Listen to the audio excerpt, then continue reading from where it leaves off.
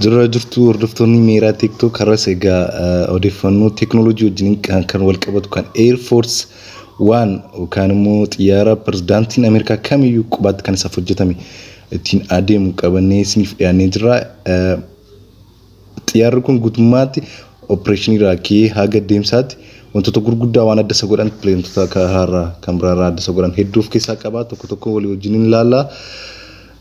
Agasti sin chaanaalii keenya subscribe gochaa video kana download gochaa nu wajjin tura subscribe gochuun dagatinaa sin jenna. Like comment gochuu dagatinaa asinirraa dhagoogati barbaannuuf waan isin yaaddan. Egaa wantoota adda isa godhan kudhaanis nutmaasa keessaa tokko military operation dha. Military operation yeroo jennu yeroo kamiyyuu kan pirezidaantiin Ameerikaa xiyyaara kana qabate yeroo bu'aa akka waan military operation geggeeffamaa jirutti kan inni ilaalamu. Isaan keessaa inni jalqaba gaafa mana ba'u helikopterii qubaatti isaaf hojjetame kan umaariin waan jedhamuun kan inni adeemu. Isa booddee kan inni kiruu militariitiin jechuudha kan waraana guutuma akka waan waraanni operation waraana geggeeffamaa jirutti gati yaadamu kiruu guddaadhaan deema. Isa booddee helikopteriidhaan kan inni haga xiyyaara Air Force egaa maqaa kana kan argate bara 1990 yoo ta'u fageenya haga saffisa haga maayilii 630 piiraaworii deemuu danda'a. Kun immoo maak 0.92 gaafa sagalee qilleensa wajjin wal qabamu kana malee altituudii haga 45 fiitii ga'uu danda'a. Kana malees egaa kan wanta ajaa'iba isa godhu qilleensa irratti yoo boba'aa fixe guutummaatti guutamuu danda'a. Akkas jechuun yeroo emergensiitiif pirezidaantichi qubachuu yoo dadhaban qilleensa irratti boba'aan guutamee fi haga fedhan qilleensa irra turuu danda'u jechuudha.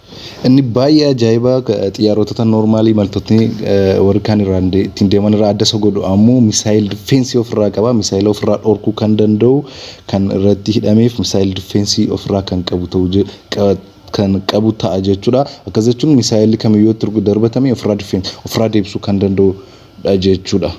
Kana jechuun dudduuba isaa helikopteroota waan kana hojjetan hin jiran jechuun taane itti dabalataaf kan godhan. Inni kan biraan waa'ee communicationii waa'ee demo wal qunnamtii xiyyaara kana irratti hidhamee jirudha kan baay'ee nama ajaa'ibu. Akkuma beekamu xiyyaarri kun gara telefoona 85 kan of keessaa qabudha. Tokko kan dide kan biraatiin kan itti fayyadamu ta'a jechuudha. Kana jechuun immoo yeroo sekurritee haasaa garaagaraa qopheessuuf ta'a. Kana malees televiizyinii 20 haga 20 kan of keessaa qabu yoo ta'u akkas jechuun pirezidaantiin kun karaa barbaadaniin uummata lafarra jiru wajjiniin wal qunnamtii kan ittiin taasisan jechuudha. Skype wantoota garaagaraa hojjechuu danda'u asirraan maaliif achumaan Wi-Fi connections kan of keessaa qabu ta'uu isaas nutti barbaada. Kanaafuu communication isaas kan baay'ee ajaa'iba ta'edha jechuudha.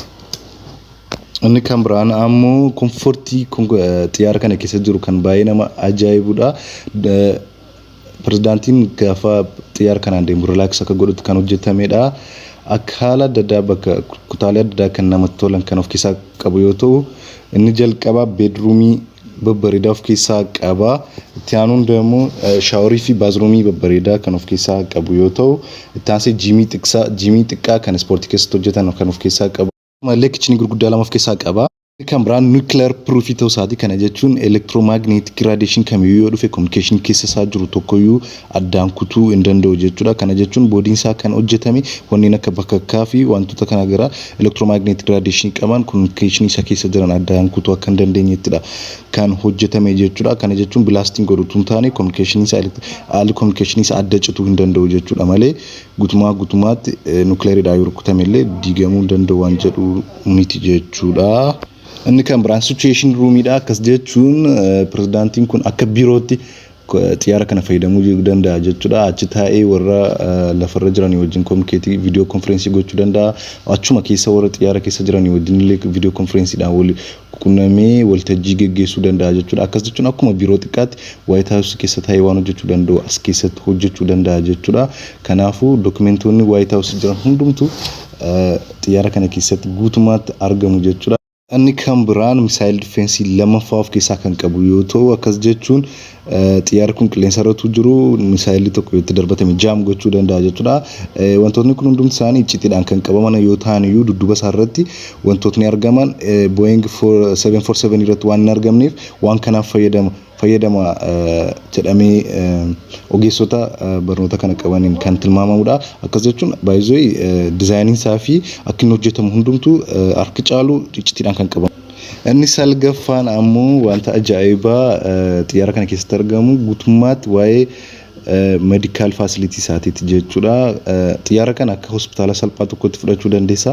Akkas jechuun guutummaa guutuutti wanti hospitaala tokko keessatti godhamuu danda'u dooktarii tokko wajjiniin gruppii dooktarii wajjiniin as keessatti argama. Kana jechuun pirezidaantii isaa ta'uu kiriyyuu isaa wajjiniin gruppii tiimii isaa wajjiniin jiru irratti balaa yoo ga'e haga opereeshinii gochuutti kan gargaaran meeshaaleen fayyaa guutuun kutaa kana keessatti argamu jechuudha. Al tokkotti gara operating room yookaan immoo kutaa baqaqsanii yaaluutti illee jijjiiramuu kan danda'udha jechuudha. Kun waan addaa tokko keessaa kan ajaa'iba ta'e kan adda isa godhudha jechuudha. Inni dhumaa waa'ee baasii isaatii egaa baay'ee mi'aadha. Xiyyaarri kun al tokko sa'aatii tokkoof opereetii gochuuf yookaan ittiin deemuuf haga doolaara miliyoona 206 kan baasisudha jedhamee kan tilmaamamu. Kun egaa taakspeerii tokkorraa wayidamoo akka nama dhuunfaa tokkotti baay'ee qarshii guddaadha garuu yaa kan mootummaa waan ta'eef kan salphaatti ittiin deeman ta'udha jechuudha. Kan biraan Air Force waan tokko wantoota hedduu irratti dabalama hunda walitti qabee gatiin isaa doolaara 3.7 biiliyoonii kan ga'u jechuudha. Kanaafuu odeeffannoowwan kana fakkaatan hundumaa argachuu kan barbaadan yoo ta'e chaanaalii keenya subscribe godhaa, komentii godhaa, nu jajjabeessaa, galatoomaa. Chaanaaliin keenya akkasumas